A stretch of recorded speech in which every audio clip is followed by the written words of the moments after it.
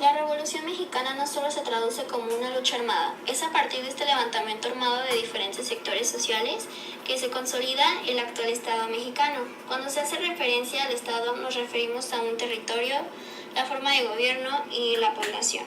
El Estado actual se debe entonces al proyecto político y legal que sentó las bases para la dinámica social y económica de la actual nación. En esta última etapa de la revolución triunfa el constitucionalismo. Venustiano Carranza estaba indignado por el asesinato de Madero y por los métodos crueles usados por el presidente Huerta. El 27 de marzo de 1913 firmó el Plan de Guadalupe. En este documento se desconocía a Huerta y se reconocía como primer jefe del ejército constitucionalista a su signatario. Dicho documento necesitaba una constitución. Pronto, el Plan de Guadalupe fue secundado por un gran número de fuerzas revolucionarias y Huerta comprendió que debía abandonar la presidencia. En julio de 1914 renunció ante la Cámara de Diputados y con este acto Carranza triunfa y entra a la ciudad. Asume la presidencia y de manera inmediata comienza a tomar medidas para contrarrestar a Villa y a Zapata. Villa y Zapata exigían el nuevo gobierno del cumplimiento del Plan de Ayala que reclamaba la restitución de tierras a los campesinos. El ejército carrancista, apoyado por la embajada norteamericana, contaba con sus recursos y armas para enfrentar a Villa.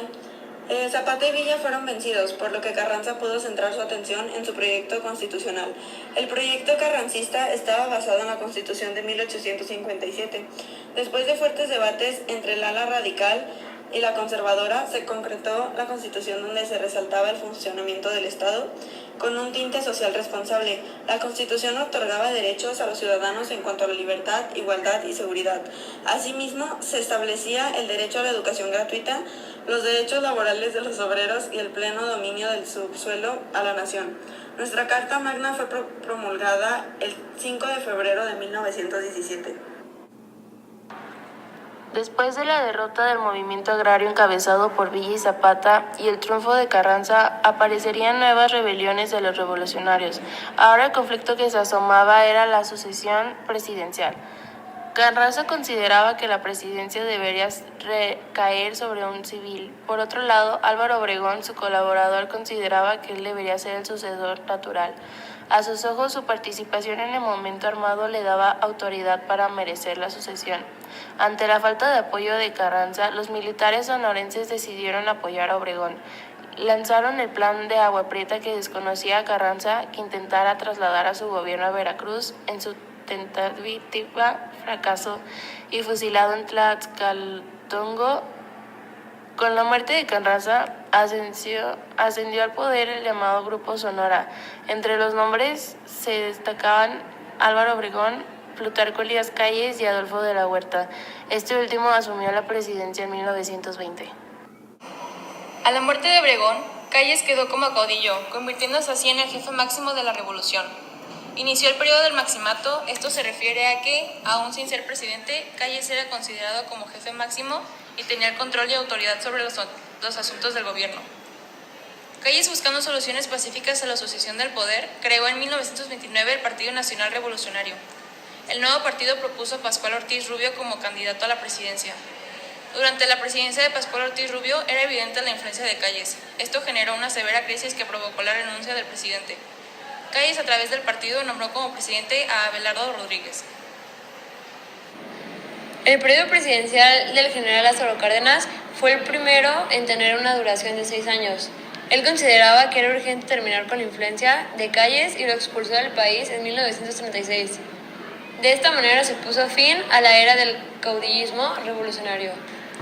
La labor presidencial de Lázaro Cárdenas fue de suma importancia para la nación.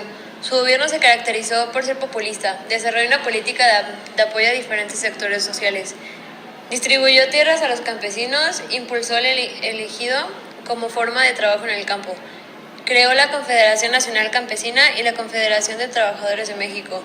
Su interés por las necesidades de los trabajadores lo llevó a tener una política rígida por lo señalado en el artículo 123 constitucional. Para 1937, los trabajadores de la industria petrolera exigían aumento de salarios y prestaciones correspondientes a lo marcado por la ley. Debido a que no hubo acuerdo entre obreros y patrones, Cárdenas decidió decretar expropiada la industria petrolera el 18 de marzo de 1938. Cárdenas también dio gran impulso a la educación rural y técnica, creando el Instituto Politécnico Nacional. Un suceso político importante de este periodo fue la transformación del PNR. En 1939 pasó de ser PNR, Partido Nacional Revolucionario, a PRM, Partido de la Revolución Mexicana. Aunque el partido cambió su estructura, continuó identificándose con la revolución. Hizo suyo los valores de la lucha armada, lo que generó apoyo de amplios sectores sociales.